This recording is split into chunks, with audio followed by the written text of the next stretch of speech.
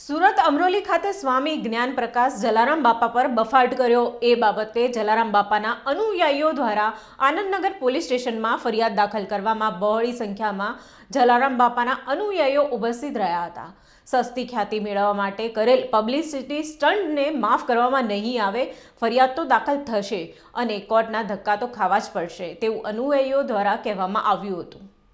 જય જલારામ। તમામ જલારામના ભક્તોને જણાવવાનું કે આજે આનંદનગર પોલીસ સ્ટેશનમાં અમદાવાદના રહીશો ભેગા થઈ અને આજે જે અજ્ઞાન પ્રકાશ સ્વામી છે એના વિરુદ્ધ એક કમ્પ્લેન ફાઇલ કરવામાં આવેલી છે। કારણ કે આ અજ્ઞાન પ્રકાશ સ્વામી કોઈ પણ એલફેલ લખેલું પુસ્તક વાંચી અને એના વિશે બફાટ કરે છે, તો આના વિશે એમને માફી માગી લીધી છે, પણ કાયદાની ભાષામાં ન કરો તો એની સજા માફી નથી હોતી। એના માટે સંવિધાનનું કામ કરશે અને કાયદો કાયદાનું કામ કરશે અને આવનારા ભવિષ્યમાં જેને પણ આ પુસ્તક લખેલું છે એ પુસ્તકમાં જે ચેપ્ટર છે એના વિરુદ્ધ પણ અમે કાર્યવાહી કરવાના છીએ અને આ સાથે તમામ જલારામના ભક્તોને જય જલારામ। સમય પહેલાં આપણે જોયું કે સમગ્ર ગુજરાતની અંદર રઘુવંશી સમાજ એક આક્રોશ સાથે સ્વામિનારાયણ સંપ્રદાયના વડતાલના એક મહારાજ દ્વારા જલારામ બાપા વિશે એમને જે કંઈ વાત કરી એ ઇતિહાસથી વિપરીત વાત કરી।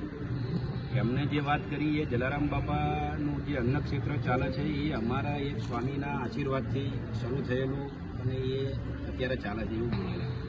જ્યારે ઇતિહાસ એવો છે કે જલારામ બાપાએ અન્નક્ષેત્ર ચાલુ કરી અને 205 વર્ષ થયા અને આ સંપ્રદાય જે પછી શરૂ થયેલો સંપ્રદાય છે। મહત્વની વસ્તુ એ છે કે એમને માફી માગવાની જે ઘટના હતી એની અંદર ઉલ્લેખ સાથે માફી માગી છે કે મેં કોઈ ગુનો નથી કર્યો, મેં એક પુસ્તક વાંચ્યું છે અને એ પુસ્તકના પેજ નંબર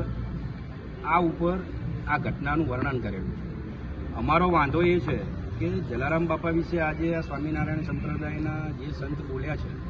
આવા અનેક સ્વામિનારાયણ સંપ્રદાયના સંતો હનુમાન દાદા વિશે પણ બોલે છે, બ્રહ્માજી વિશે પણ બોલે છે, ભોળેનાથ આપણા જે દેવોના દેવ મહાદેવ જેને આપણે શંકર ભગવાનના મંદિરો જે સમગ્ર દેશમાં ગામે ગામ છે એવા મહાદેવ વિશે પણ એવો બફાટ કરે છે। તો અમારી લાગણી અને માગણી એ છે કે જે પુસ્તકો વાંચી અને આ સંતો જે બોલે છે સ્વામિનારાયણના એ પુસ્તકોનો જ નાશ થવો જોઈએ, કારણ કે આ પુસ્તકો જ ખોટા લખાયા છે અને એ પુસ્તકો વાંચી અને જો આવા નિવેદન કરતા હોય અને હિન્દુ સમાજના તમામ ધર્મના લોકોને ક્યારેક બ્રાહ્મણ સમાજ રોડ ઉપર આવી જાય છે, આજે લોહાણા સમાજ રોડ ઉપર આવી ગયો છે, ભૂતકાળની અંદર જ્યારે ચારણ સમાજ પણ રોડ ઉપર આવેલો છે। અમે જોયું છે ને આ તમામ લોકો જ્યારે રોડ ઉપર આવે છે ત્યારે એના માટે જવાબદાર સ્વામિનારાયણ સંપ્રદાયના લોકો જ કેમ હોય છે? કારણ કે એમને જે પુસ્તકો વાંચી અને આ નિવેદનો કર્યા છે એ પુસ્તકો એમના જ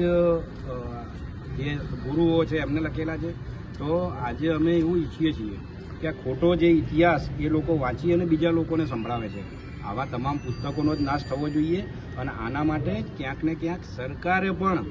જે સનાતનની વાત હંમેશા કરે છે અને સનાતન ધર્મની વાત દરેક ચૂંટણીમાં લાવે છે કે હિન્દુઓ એક થાઓ, સનાતન ધર્મની રક્ષા કરો, તો સરકારે પણ આમાં ઇન્વોલ્વ થઈ અને જો ખોટો ઇતિહાસ આવનારી પેઢી વાંચવાની હોય તો સરકારે પણ આની અંદર આ તમામ પુસ્તકોનો નાશ કરવા માટે એક્શન લેવું જોઈએ, એવી અમારી લાગણી